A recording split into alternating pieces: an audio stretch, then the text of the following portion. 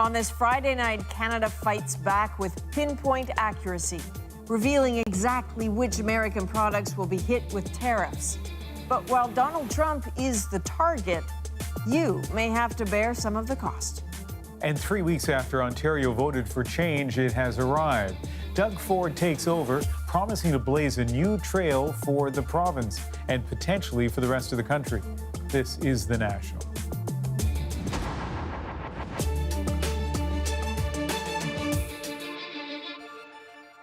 So heading into the Canada Day long weekend, consider this. A range of products you may be using this holiday, from sleeping bags for that camping trip to ketchup on your burger, even a shot of bourbon at the end of the day. They're all about to get more expensive if they're imported from the U.S. They're on the Canadian government's final list of American products that will be hit with a new 10% tariff beginning on Canada Day. The CBC's Tom Perry has a look at the possible impact on consumers.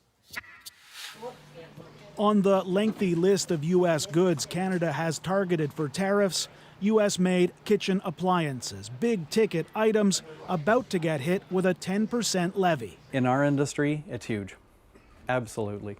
When tariffs kick in, customers may consider products made in Mexico or Europe instead, though this shop is already feeling the effects of a cooling relationship between Canada and the U.S. First thing this morning, one of the manufacturer's representatives came into the store and removed all the Made in America signs from their product.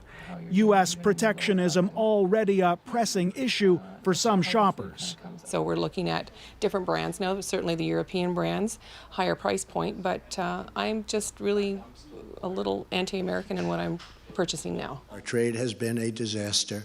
Donald Trump has no doubt upset many Canadians, but Foreign Affairs Minister Chrystia Freeland today tried to play down any anti-American sentiment as she announced the new tariffs.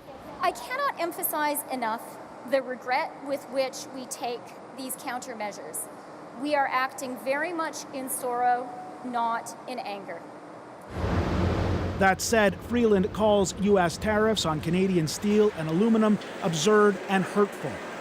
Canada has no choice but to retaliate with a measured, perfectly reciprocal, dollar-for-dollar response. Canada's tariffs will affect more than $16 billion worth of U.S. goods, 25% on American steel and 10% on aluminum. Ottawa is also pledging $2 billion to prop up Canada's steel and aluminum sector, trying to limit the impact of a trade war on jobs and the economy. It sends a very powerful message, and that's something we've been advocating from day one. Don't back off. You have to take this on head on. Canada's tariffs take effect Sunday. Donald Trump, meanwhile, is already threatening further action against the auto sector, leaving U.S. trade partners bracing for more uncertainty. Tom Perry, CBC News, Ottawa. So when are you going to see a price increase at the grocery store? Not an easy question to answer, but experts say it won't be immediate. Many businesses have said they'll absorb the increased cost while they wait to see if the tariffs are long-term. It also depends on how much supply is on hand. So right now, let's say you're looking at your grocery bill, the U.S. jar of pickles cost about $3.49. In a few months, it could potentially go up to almost $4. That is a significant percentage increase for those already worried about the cost of food. There might be Canadian or European alternatives to beat the new price tag, but increased demand may drive up prices for those products as well. And there was another political story today with economic implications. Doug Ford sworn in as Premier of Ontario, vowing to protect the province's industries and workers. My friends, a new day will dawn in Ontario. A day of prosperity and opportunity. The Progressive Conservative leader named 20 cabinet ministers, down from 27 under Liberal Kathleen Wynne. The key finance portfolio goes to Vic Fideli, who held the party together when the former leader, Patrick Brown, was forced out. The first thing Premier Ford did was announce the end of cap-and-trade tax in Ontario, and I think that's just a fabulous start. Christine Elliott is a veteran MPP and the widow of former federal finance minister Jim Flaherty. She takes over the big budget health ministry. We respect our healthcare professionals. Doug has said that there is no one's going to be losing a job. We stand by that. I, Caroline Mulrooney, And the daughter of a former prime minister, Caroline Mulroney, will put her legal training to use as Attorney General. We will return Ontario to its rightful place as the economic engine of this great country. Doug Ford promised to unshackle Ontario's economy by cutting taxes and regulations that hold businesses back. There are lots of opinions on what Ford should and will do. Tonight, we thought we'd hear a conservative perspective. I asked strategist Chad Rogers if Premier Ford can deliver on his promise for lower taxes and greater prosperity. Well, it's often been said that Ontario is the engine of Canada's economy, and I think Doug Ford understands that that's his first job, is to get the Ontario economy going again, creating jobs, spurring investment, and the first thing he's directly in control of, cutting costs for small businesses and regular Ontarians. So I think you're going to see an urgent cut to the gas tax, and I think fairly soon we're going to hear about how he's implementing a small business tax cut, a corporate tax cut, and a middle income tax cut between a fall economic statement and a budget in the new year.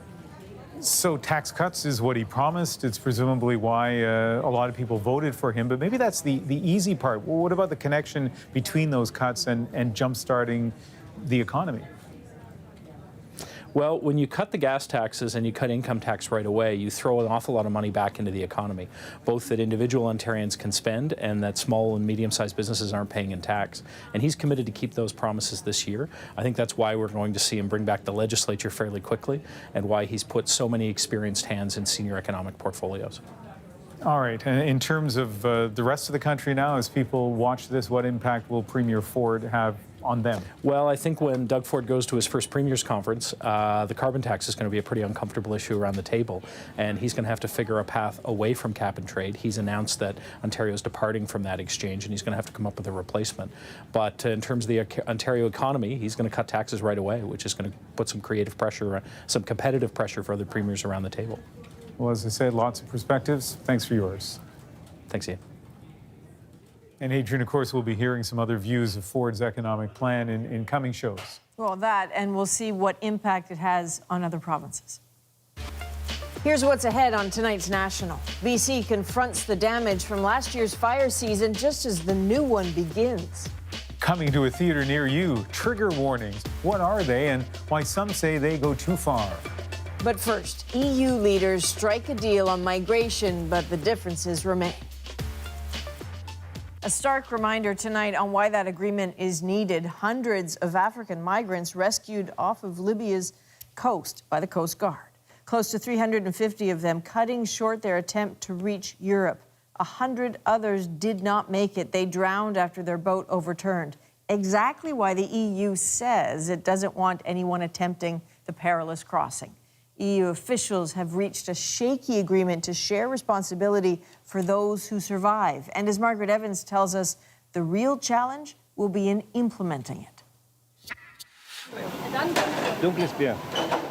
The beer gardens in Munich on a Friday afternoon feel a long way away from the failure European Union leaders narrowly managed to avoid by reaching a deal on migration, however vague, in the wee hours of the morning. But divisions between EU member states on this subject have been pulling at the seams of the Union for years now, and at best, this agreement is aspirational. Just listen to the European Council President Donald Tusk describe it. It is far too early to talk about a success. We have managed to reach an agreement in the European Council, but this is, in fact, the easiest part of the task. Different leaders emphasized different points. Poland is happy refugee quotas will be voluntary. Austria is applauding proposals for migrant screening centers, detention camps, say critics, in Africa. And Germany has been promised it will be harder for so-called secondary asylum seekers to move around, something Angela Merkel's coalition partners were pressuring her to deliver. Many Bavarians in particular worry that Germany will continue to be a draw for migrants because they believe they'll be entitled to greater social benefits here than in other EU countries. Not everyone in Germany believes migration is a problem. The number of asylum claims have dropped dramatically across the EU. Yes, we had a problem 2 years ago. There were so many coming. We wanted to do the right thing. I still think it's the right thing to give home and asylum to all that people. There's no unity in Europe, and it's only Germany and France who try to speak, and all the Eastern Europe countries don't want to pull at the same rope. In Munich, a city that was mostly destroyed during the Second World War, it is troubling for those who remember why the European Union was created to begin with. Margaret Evans, CBC News, Munich. The migration issue is upending party politics across Europe, threatening to collapse governments. For some, the feeling is still one of crisis, but as you heard Margaret mention, the facts have changed. Relax, no problem, no problem. There is a clear sense of urgency. The worst refugee crisis since the Second World War. 2015 was a year of panic, desperation, and death. They know the risks, and still they are driven to take such extreme measures. The flow of asylum seekers into Europe looked like a crisis because it genuinely was a crisis. That year, more than 1 million asylum seekers crossed by sea into Europe, but the total last year, 170,000. So far this year, 45,000. The numbers have collapsed by an order of magnitude. So this is largely about the asylum seekers Europe has already absorbed. In Germany, for example, there is anxiety about potential immigrant crime. A recent case dominating the headlines there, the gruesome rape and murder of a 14-year-old student, allegedly, by an Iraqi asylum seeker. Thing is, statistically, fears of a crime wave seem overblown. Violent crime did rise in 2015 and 2016, but now it's falling again.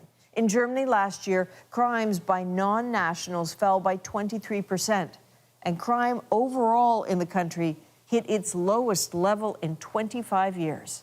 But if this isn't really a migration crisis, it's definitely a political one with no end in sight. We are live on The National and keeping a close watch on several other stories, including a deadly attack on a military compound in central Mali. Militants armed with bombs, rockets, and guns stormed the headquarters of the G5 military task force. It's made up of soldiers from 5 nearby countries and was set up last year to root out jihadist violence. A spokesperson said at least 6 people were killed, including 2 soldiers and 4 assailants. Al-Qaeda has reportedly claimed responsibility. The attack comes as an advanced team of Canadian soldiers has started arriving for a UN peacekeeping mission. The fellow was there to kill as many people as he could kill. Also tonight, we're learning more about the suspect in yesterday's shooting at the Capital Gazette newspaper. Jared Ramos appeared in court today, charged with 5 counts of first-degree murder and was denied bail. Officials say the 38-year-old barricaded a back door of the newsroom to prevent people from escaping and opened fire using a pump-action shotgun that he bought legally a year ago. And police in Alberta have arrested a longtime family doctor in Sylvan Lake, who was also president of the College of Physicians and Surgeons of Alberta. Dr. Fred Janke has been charged with making arrangements to commit sexual offenses against a child, as well as making and distributing child pornography. The 62-year-old allegedly had sexually explicit conversations with a person he met online in which he tried to arrange for sex with that person's 5-year-old daughter. The person turned out to be an undercover officer. The charges have not been proven in court.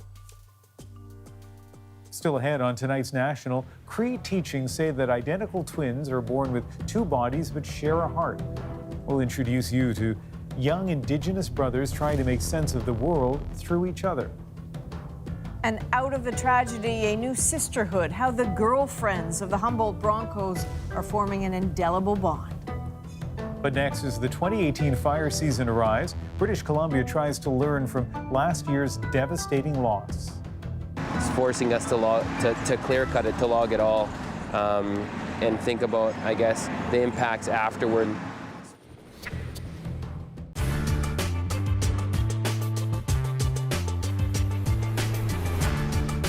Residents of the Alberni area are spending the Easter weekend getting started with a huge mop-up operation. So far, there's no official assessment of the damage done by 4 tidal waves that surged into the Alberni Valley some 4 hours after the Alaskan earthquake. The waves rammed their way up the Alberni Canal from the open Pacific and smashed into the twin communities of Alberni and Port Alberni. Buildings, cars, boats, and log booms were tossed about. Pulp mills and sawmills, the backbone of the area's economy, were knocked out of commission and are likely to be closed for a few days, affecting thousands of workers. A disaster committee was set up and went into action today with a promise of both provincial and federal help. One of the officials who spent many hours touring the damaged areas was Mayor Fred Bishop of Alberni. Mayor Bishop, do you have any official estimate of damage yet? No, there's no official estimate, but I'm quite sure that it's going to run up into the millions of dollars. Among the many other things you've been doing, you've been out surveying the damage. What have you seen yourself? Well, I think the most spectacular things are the homes, many homes that have been carried as far as 4 or 5 blocks away from where they were located. And just, they're absolutely beyond repair, some of them. And there's cars scattered around a swamp. There must be half a dozen cars a long way from where they started out. How long would you say? A matter of hundreds of yards or what? I would say about 4 or 5 city blocks, the equivalent of that. Would you say this is the largest disaster that's ever occurred in the Alberni? No question about it.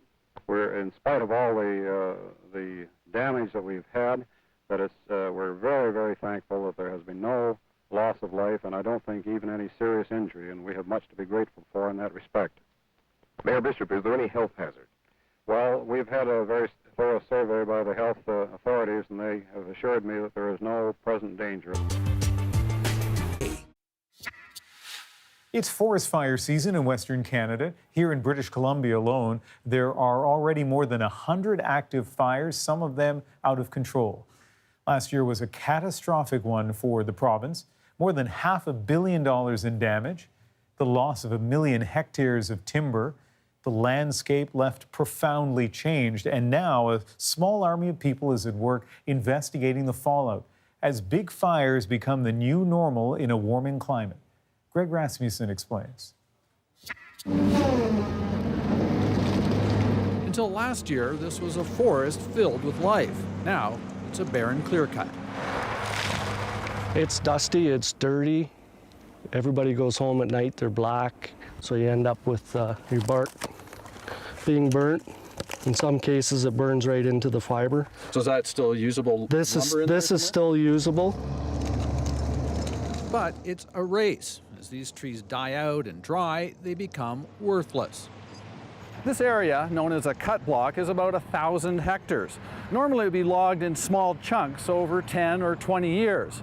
Now they're trying to harvest the whole thing in less than 1 year. Now it's just devastating. This would have been a long-term job, and now it's turned into, you know, a year, and it's all going to be gone. Well, there's about 2,500 hectares of timber that... Plans to log the land slowly over decades had to be tossed aside. It's forcing us to clear cut it, to log it all, and think about, I guess, the impacts afterward. This research forest, set up by the University of British Columbia, is now a giant experiment in fire recovery. One new fear, an explosion of tree-killing bugs. So we've got the nice pink inner bark, so that's what the beetles are looking for when they burn. Douglas fir bark beetles thrive in burnt timber, but they can spread, killing healthy trees. Now we take a population of beetles that was already quite large, add prime habitat with weather conditions. If they're right this summer, it could be a very large epidemic, an outbreak. Last year, fire temporarily closed the Williams Lake Airport, and the forest next to the runway lessons on how removing potential fuel ahead of time slowed the fire and saved buildings. On this side has been thinned, and although it burnt at a much lower intensity than that side where there hadn't been any thinning. So spend now to protect communities or pay much more during catastrophic fire seasons. We just need to get on with the job in a more concerted effort. Lessons learned the hard way, the aftermath of a tough season in the woods. Greg Rasmussen, CBC News, near Williams Lake, BC. Since the April bus crash that took the lives of 16 members of the Humboldt Broncos junior hockey team, we have heard about the families touched by the tragedy and the survivors. Well, some of these young men had girlfriends too, and as high school proms and graduations tick by, these aren't easy days for them. But as Olivia Stefanovich tells us, they have each other. I heard them say the word Humboldt Broncos bus, and I just fell to my knees.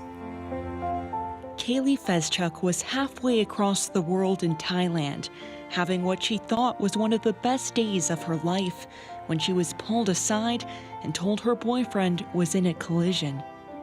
I kept on saying that I just wanted to wake up because I thought that I would, and I hoped that I would. Sometimes I still hope I do. Jacob Light died in the Humboldt Broncos crash. Since then, Kaylee has been trying to keep his spirit alive. She graduated high school last night. She found strength to cross the podium from a new sisterhood born out of tragedy. You never see my thoughts are with the girlfriends. You see it with the friends and family. And I don't feel like I fit quite into either of those categories. I feel like a little bit of a mixture of them. Quinn Courtney also lost her boyfriend Jackson Joseph in the crash. She channeled her grief by bringing the girlfriends together. They're spread out across Western Canada.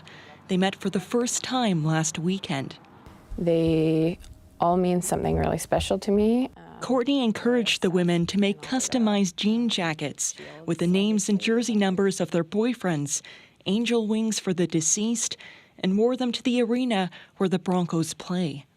Having everybody together is the first time I've really been able to understand what people mean by the term Humboldt strong or by you are so strong. There's strength in numbers, and the girls provide proof of that. The girlfriends are in constant communication, sharing stories, advice, and words of encouragement. I see it sticking together forever, just like I know the guys will do. And I think it's a really strong team with this special bond that no one else shares. A bond that's growing stronger now that these women have their own team. Olivia Stefanovich, CBC News, Prince Albert, Saskatchewan. 13 players on that bus were injured but survived. Some have made astonishing recoveries.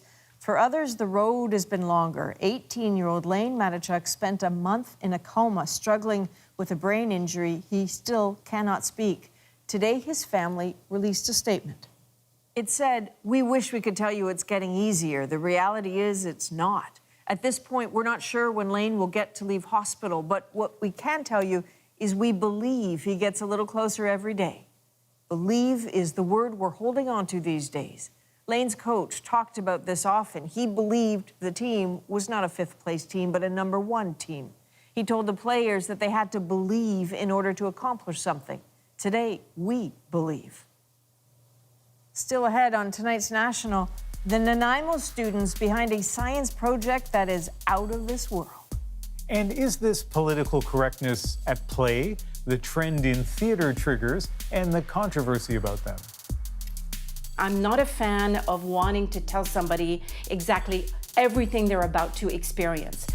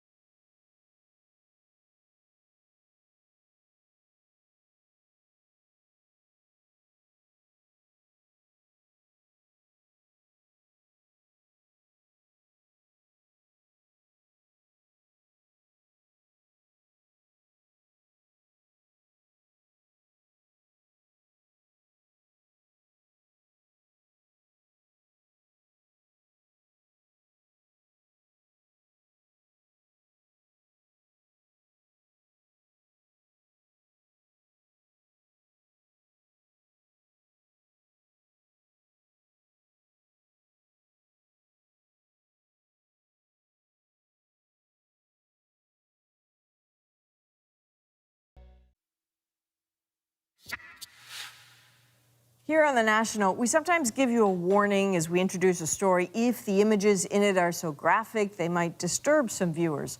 Earlier this year, Netflix added warnings to the second season of its controversial teen drama 13 Reasons Why after critics said the first season might actually encourage suicide.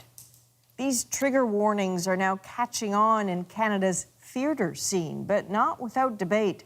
As Deanna Sumanak-Johnson explains, some see those warnings as just a spoiler by another name. And I think that when you come in, that's good. Come in nice and strong and top them and like. James McDonald feels that his audience needs to be forewarned. He is among theatre insiders who have adopted the use of trigger warnings, new advisories that warn about specific plot points that may trigger psychological trauma in some audience members. I think that if we inform the audience beforehand and they're not blindsided by it, then they don't have a negative reaction to it. Western Canada Theatre's recent staging of musical Children of God came with a warning about mature and potentially triggering scenes involving residential schools and sexual abuse. Armstrong's War, a play about an injured Afghanistan vet, was said to contain some potentially triggering content about the horrors of war and mental illness. In many ways, the point of the theater is to trigger emotions in an audience. But it's incumbent on us as theaters to make sure that we provide an environment in which the audience can feel that they can undergo those experiences in a safe environment with other people. McDonald is part of an international theatre trend. Productions are getting more graphic, more violent, like this 2014 staging of Titus Andronicus by Shakespeare's Globe that had people fainting in the aisles. There's a demand by both the audience and theatre establishment to be mindful of people's emotional welfare. Even England's famous Royal Court Theatre now uses trigger warnings. But not everyone thinks trigger warnings are a good idea. This is the Shaw Festival, home of Canada's second biggest theatre company. I want to be that girl in the mirror there. Like many other classical theatre establishments, it's looking to evolve and make its productions edgier. Certain theatres, especially ones that are focused on things like social justice or... But according to Shaw's executive director, that doesn't mean changing its current system of audience advisories. We don't have the background in psychology to decide what will or will not trigger somebody. We simply feel strongly that people should be advised of what the content of the pieces they're coming to are, and that we give some age-appropriate frames around narrative and language, and beyond that we let people make their own decisions. My blood that tears at your dress. Other theatre companies have different reasons for objecting to the use of trigger warnings. Shut up! Shut up! Shut up! Montreal's Imago Theatre does not shy away from difficult subjects, like this play about rape during war. My blood, and you can't blame me for that. So stop looking at me with venom, you snake. You minx. You tempted me. Like he has a different network than we do. The theater's artistic director thinks posting trigger warnings is going too far. I'm not a fan of wanting to tell somebody exactly everything they're about to experience. I think we will always have some kind of reaction, and I think that's great. In fact, reaction is what we're looking for. Jeez, man. You never stop. And despite their differing views on trigger warnings, James McDonald agrees. He thinks using them actually allows him to continue staging challenging material while still minding his audience's needs. We have to find a way that we don't avoid talking about uncomfortable issues on the stage, and that we can continue to provide a forum.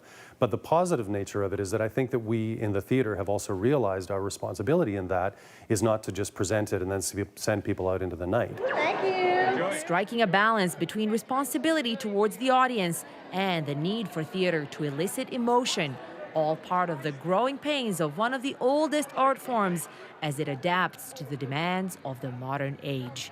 Deanna Sumanak-Johnson, CBC News, Toronto. Well, the blockbuster movie Black Panther has been seen by millions of people, but according to the website, this could be triggering.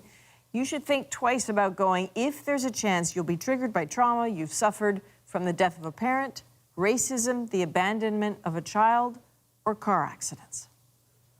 Here are a few other stories we're watching live on The National tonight. Rescue crews have found a plane that went missing yesterday morning. The Cessna 182 took off from Calgary and was found near Hope, British Columbia. It's not clear what went wrong. The pilot and owner of the plane, Ken Umbach, and his passenger were killed. The manager said, if you don't take the hat off, we won't serve you. And so the the young gentleman left. That was the exchange that led to the firing of a restaurant manager in Vancouver. He refused service to a Trump supporter wearing a Make America Great Again hat. The company says the manager's action go against its philosophy of tolerance. It comes just a week after Press Secretary Sarah Sanders was asked to leave a restaurant in Virginia because of her association with the president. Canada's first woman in space, Roberta Bondar, was elevated to the highest level of the Order of Canada today. She's joined by Beverly McLaughlin, the first female and longest-serving Canadian Chief Justice, as a companion of the Order. Also, Saturday Night Live creator Lorne Michaels was elevated for his contributions to comedy. You can see the list of more than 100 Canadians honored today on our website, cbc.ca. Still ahead on The National, looking at life through the lens of Indigenous twins. A spirited pair of identical Cree brothers try to make sense of their culture, their family, and their relationship to each other. Did you hear about the two wolves? The one good and one evil? Do you believe in that? One twin is evil and one twin is good? I think I'm the good one. I think he's the bad one.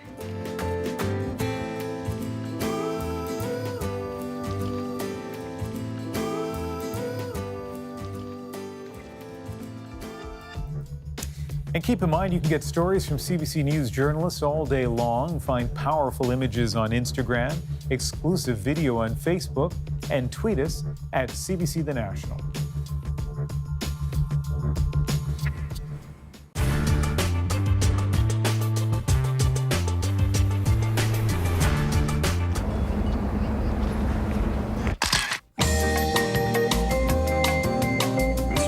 Hi, my name's Jordan Kotchuk. I'm your new best friend. Oh, you are? Yeah. Okay. See, let's go do stuff. Okay, let's see.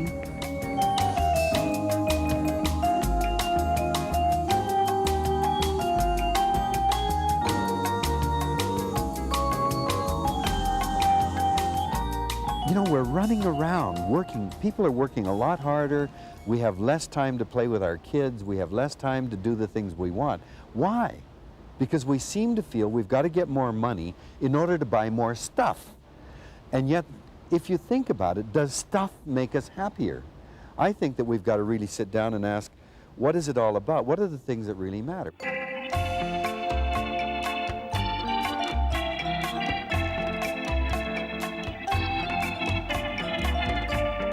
So what are we going to do today? What do you want to do today? Well, the thing that I do when, you know, as I do, say I travel too much, but the thing I've tried to do wherever I go is to slot in a bit of time and go to a gym. I just do this 15 times.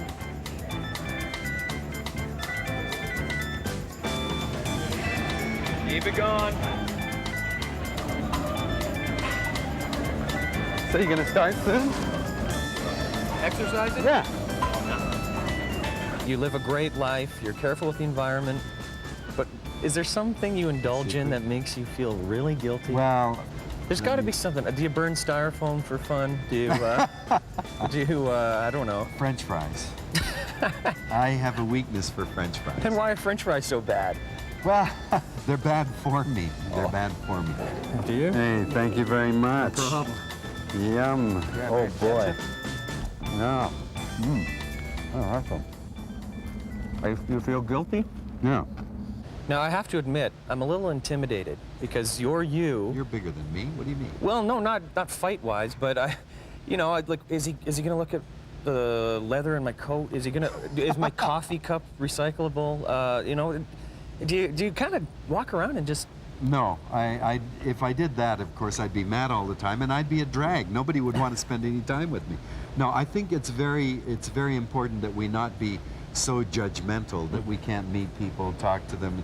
As I say, we all live with inconsistencies. We're not going to be perfect little environmentalists, perfect parents, or whatever. And we have to accept that. Good aim. Yeah.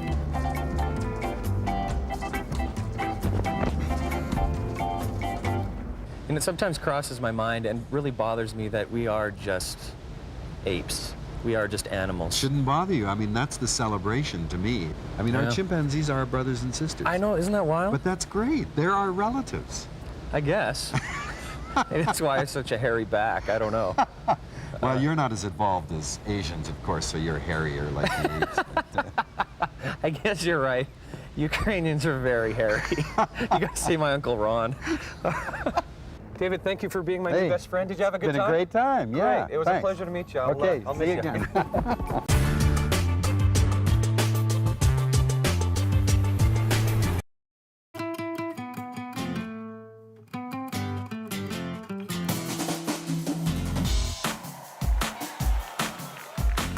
Put your back into it and let your mind go. You gotta run right through it. Can't make my mind go wild. I know you go crazy. I know you go wild. I know you go crazy. I know you go wild. I know you go crazy. You will go wild and then go crazy. So jump up, go wild. So jump up, go crazy. It's the call of the wild, the expanse of open air. It's the land, the grit beneath our fingernails. It's picking ourselves up by the bootstraps long after the sun has set. We all have a little Western spirit in us, which is why we celebrate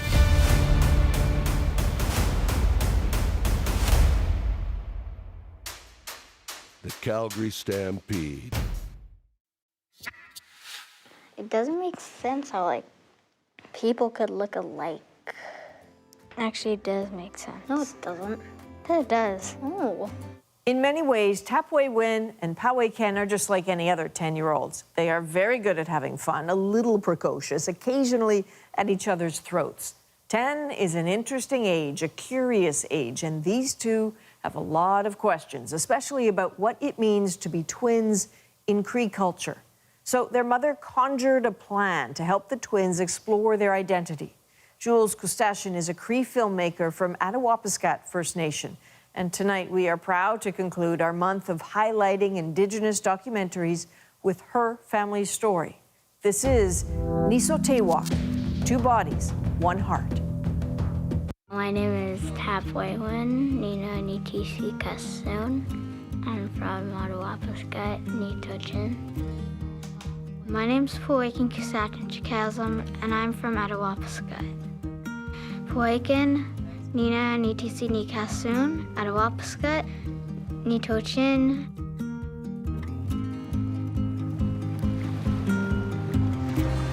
My name means truth. I guess I have to tell the truth.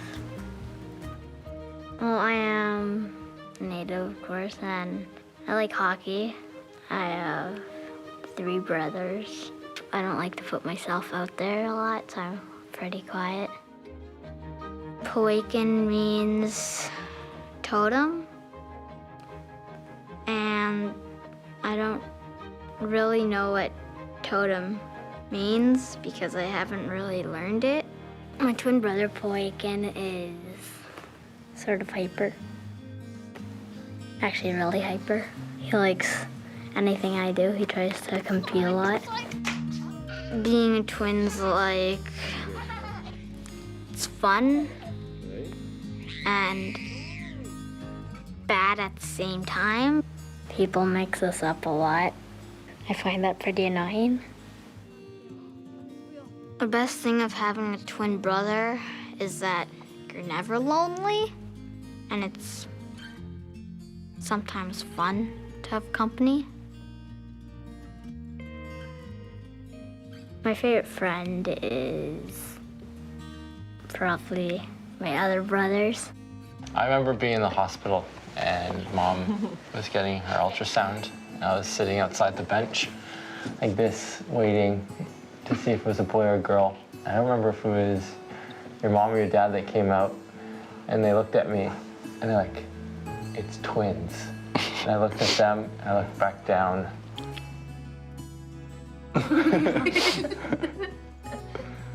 That's what I remember. I was excited. I missed being spoiled. I missed being the baby of the family, I guess. But I liked you guys because you guys were cute little things. Having twins, I was absolutely certain that they were girls. And I said, okay, you can name them if they're boys, because they're not going to be boys. Did you find our names on the internet? No, I didn't. I actually didn't find your names on the internet. your names are actually from my grandparents in many ways. So my grandmother was always telling stories about truth. So Tapwaywen means to tell the truth. And my grandfather was like a very larger inspirational person in my life who guided me in many ways. And so he was my totem in many ways. He was like my guardian spirit. And so that's where your name comes from, totem and truth. So I'm like a guardian. Cool. You could say that, my little guardian. Do you think being native twins is different from other cultures?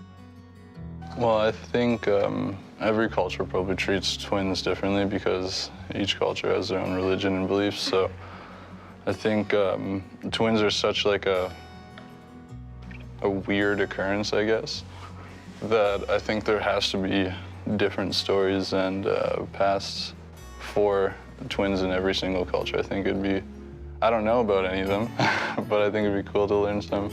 I never heard any twin stories. Not even one. Wow. Did you hear about the two wolves? The one good and one evil? Do you believe in that? One twin is evil and one twin is good? No. I don't believe that one twin would be good and one twin would be bad. I guess it's just what they would choose to be. So I think I'm the good one. I think he's the bad one.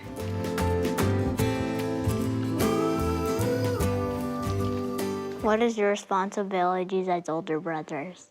I actually take this quite seriously, believe it or not. I do enjoy having fun and being silly and goofing around, but when it comes to what I value and care about, especially towards you guys, my younger brothers, is I invest in myself, being the best person I can be, so I can then be a light on your path. I don't want to necessarily protect you from everything. I want to be there so you know where you could go if you get lost, you know? I think I need to protect you in every way I can. And I love you guys, so I want what's best for you guys. I want to instill in your heads that you guys can do whatever you guys want, whether it be make it in sports or in education, whatever you guys want. I think I'm always going to be on your side, and I'll always be here for you guys no matter what. How are we different than you two growing up? Well, we're not twins, so we don't have that like twin connection thing. You guys may fight all the time, but without each other, you guys would be lost. What would you do without each other? Yeah, exactly. No, like for real. Who would you fight? Who would you hug? Who would you talk to? Who would you be with all day, you know? So you guys are never by yourselves. You always have each other, which is pretty awesome. I think the next thing we have to concern ourselves with is cutting your hair when you're 12 and having that ceremony, a coming of age when you guys become men. You know, and what are we going to do with the hair? Because I still have a Sivak and Mohegan's hair after we cut theirs. Gross. Not really gross. Do you know what hair means? No. It carries all your memories, and then when you hit puberty, when you become men, so we give those memories back to the earth, and then you go on your next journey. So we cut your hair so that you have new memories of being a youth, a young man, and then you can cut your hair again later in the next phase of your life if you wanted to. Okay. Go, go, go, go, go! Here it comes!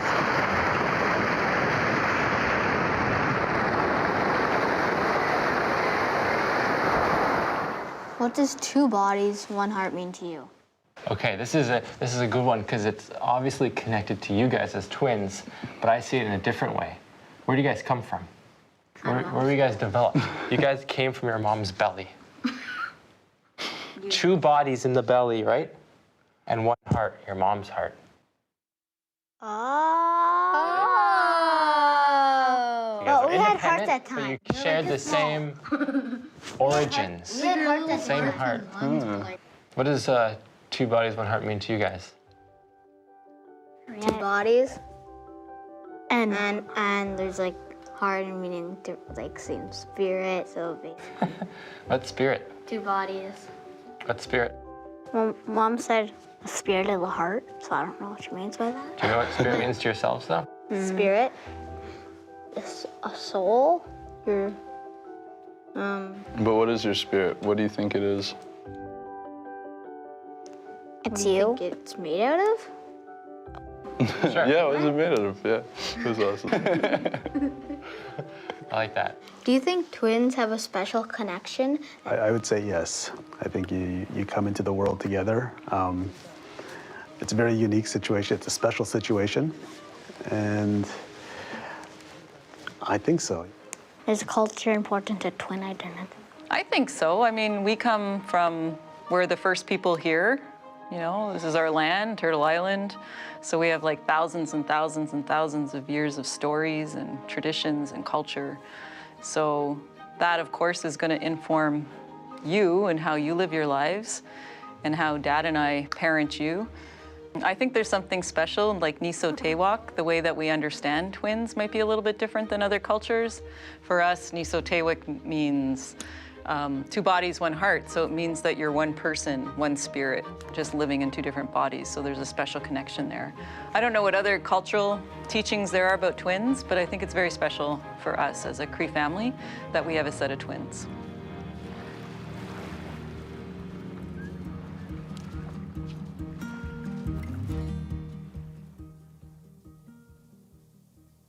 What a family. All through June, we've been highlighting Indigenous filmmakers as part of Indigenous History Month. Well, the calendar soon flips to July, but we encourage you to continue exploring these stories online, including a longer version of the doc you just saw. You can find them all at cbc.ca/shortdocs. Now we want to show you a scene from Cape Canaveral today and what may look like a routine resupply mission for SpaceX. 3, 2, 1. We have ignition and liftoff. The thing is, that takeoff was far from routine for a group of students from British Columbia. Hi, I'm Megan Poderico. And I'm Abigail Settler. And I'm Parker Davey. These 3 from Nanaimo were at the launch because it was their science experiment barreling into space. Our experiment is to prevent muscle atrophy, and we're going to be doing this by testing the effectiveness of the supplement L-carnitine in flatworms. A reminder, these kids are only grade 11. 2,500 proposals were submitted from around the world. 34 were chosen, so making the cut was a pretty big deal. But getting to watch it blast off seemed to almost stun them. I know, I was initially going to videotape it, but once I saw the bright lights, I just couldn't bring myself to look away. They are expecting results in a month, and the hope is that what these Canadian kids have in mind will help astronauts retain their muscle mass while in space.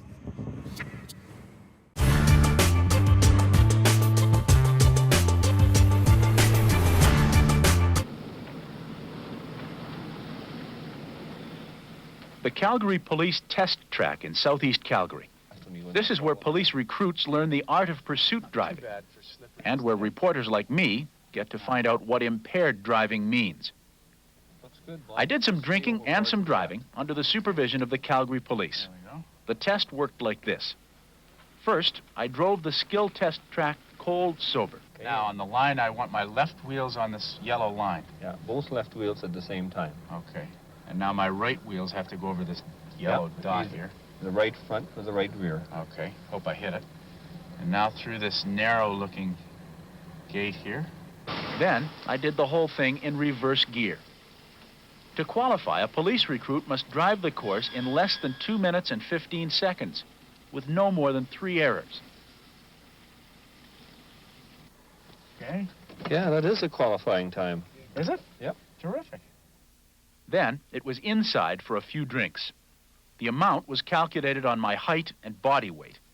I drank Crown Royal Rye, good stuff, with ice, no mix, and I had something to eat. Constable Dave Ingeberg ran the test and played bartender. Okay, drink up, Bob, because we gotta give you one more, and then that's it. After the drinking session, I took the standard police breathalyzer test. Okay, Bob, your result is 120 milligrams of alcohol per 100 milliliters of blood. The legal limit being 80 milligrams of alcohol. You're 40 milligrams over this time. Okay, I've had 10 ounces of Crown Royal and a couple of sandwiches in the last hour and a half, 2 hours. I feel fine. In fact, I'm confident that I'll do even better than I did dead sober, and I'm not holding up the car. Go. There we go. The narrow gate. Looks like a pretty good approach here, if I do say so myself. Here we go with the wheels over the little yellow dot. As usual, the wrong wheels. That was after the 10 ounces. After 10 ounces.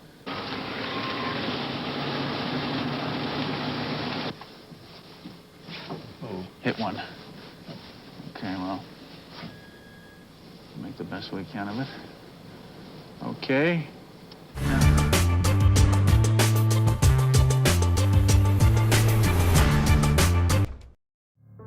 It's the call of the wild, the expanse of open air. It's the land, the grit beneath our fingernails. It's picking ourselves up by the bootstraps long after the sun has set. We all have a little Western spirit in us, which is why we celebrate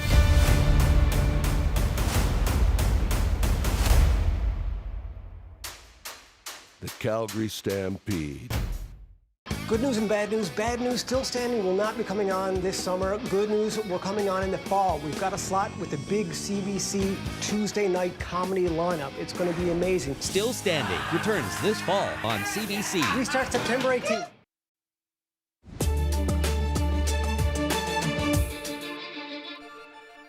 "17 First World War soldiers and a nurse from Newfoundland died abroad and might have been forgotten if not for elementary school kids in London, England. And now a group of those kids are on a very special trip to Newfoundland. Chris O'Neill Yates has the story of how history and a little kindness can make some surprising connections. A journey that's led across the ocean, across generations, began here. 15 years ago, students at Beatrix Potter School in London, England, noticed that while the rest of the graves were cared for, these didn't even have a poppy for Remembrance Day. Kids from the school have been tending them ever since. I think we started off doing it because we didn't really know who these people were, and now we do it because we know who they are now, and we know the families, and we know the families are grateful. They're the graves of 17 soldiers from the Royal Newfoundland Regiment and Bertha Bartlett, a nurse from Newfoundland who cared for them. And to learn more about their stories, these school kids are now touring the towns they came from. A special task today, placing a wooden cross at the War Memorial in Brigus, where Nurse Bartlett's name is inscribed. She helped soldiers get better and basically help them get through their injuries. She looked after all the wounded soldiers, and yeah, she got the Spanish flu from looking after them. It's quite interesting, learning about where she's from and her day-to-day lifestyle, and yeah, it's quite emotional. By tending the graves of 17 soldiers, they've learned a lot about the cost of war on this province. They wanted to join the war because they thought it was to tour the world, but it wasn't. And it was like a whole generation wiped out in Newfoundland, so they did so much for us and they signed up. Did you do it? The biggest highlight from this visit is yet to come. On July 1st, Memorial Day in this province, they've been invited to march with the Royal Newfoundland Regiment to the St. John's War Memorial, a place of honor for a group of English schoolchildren who have guaranteed that these graves that appeared forgotten are forgotten no more.